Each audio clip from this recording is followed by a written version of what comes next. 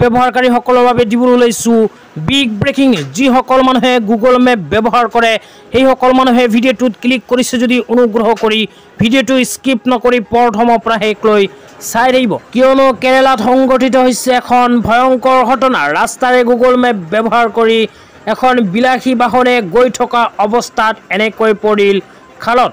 তো খবৰটোৰ বিষয়ে যদি বিস্তাৰিত জানিব বিচাৰে অনুগ্ৰহ কৰি ভিডিঅ'টো স্কিপ নকৰি প্ৰথমৰ পৰা শেষলৈ চাই থাকিব। আৰু মোৰ চেনেলত নতুন হ'লে প্লিজ চেনেলটো ছাবস্ক্ৰাইব কৰি মোৰ লগত থাকিব। আৰু ভিডিঅ'টো ভাল লাগিলে অনুগ্ৰহ কৰি শ্বেয়াৰ কৰি আপোনালোকৰ বন্ধুবৰ্গকো চোৱাৰ কাৰণে সুযোগ প্ৰদান কৰিব। তো আপোনালোকে মোবাইল স্ক্ৰীনত চাব পাৰিছে এনেকুৱা এখন খবৰ ইতিমধ্যে আমাৰ হাতত আহি পৰিছে। ইয়াতে কি লিখা আছে বিস্তাৰিত জনাইছোঁ। ইয়াতে লিখা আছে গুগল মেপৰ ওপৰত কৰা ভৰসাই যেন কাল হ'ল কেইবাজন যাত্ৰীৰ। গুগল মেপৰ ওপৰত অত্যাধিক গুৰুত্ব দি যাত্ৰা কৰাৰ ফলতে নদীত পৰিলগৈ এখন বিলাসী চাৰিচকীয়া বাহন। কেৰেলাৰ কোট্টায়াম জিলাত সংঘটিত হৈছে এই ঘটনা। হায়দৰাবাদৰ পৰা কেৰেলালৈ ফুৰিবলৈ আহিছিল কেইজনমান পৰ্যটক।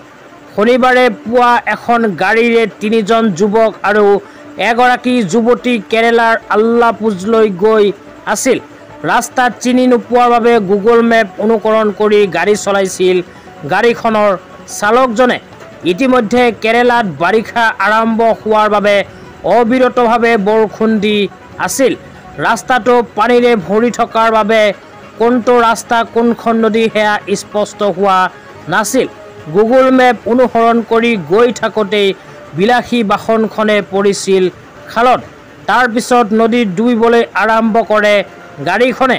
গাড়ীখন ডুবিবলৈ ধৰাত যাত্ৰীসকলে চিঞৰ বাখৰ আৰম্ভ কৰে। সৌভাগ্যক্ৰমে সেই সময়ত স্থানীয় বাসিন্দাসকল ঘটনাস্থলীত উপস্থিত আছিল। আৰক্ষীয়ে সেইবাবে অঞ্চলতে টহল দি আছিল, যাৰ বাবে আৰক্ষী আৰু স্থানীয় লোকৰ সহযোগত গাড়ীখন উদ্ধাৰ কৰিবলৈ সক্ষম হয়। তো আজি ইমানেই। ভিডিঅ'টো চাই কেনে পালে নিশ্চয় কমেণ্ট বক্সত কমেণ্ট কৰি জনাই দিব। আৰু মোৰ চেনেলত নতুন হ'লে চেনেলটো ছাবস্ক্ৰাইব কৰি মোৰ লগত থাকিব। তো ধন্যবাদ।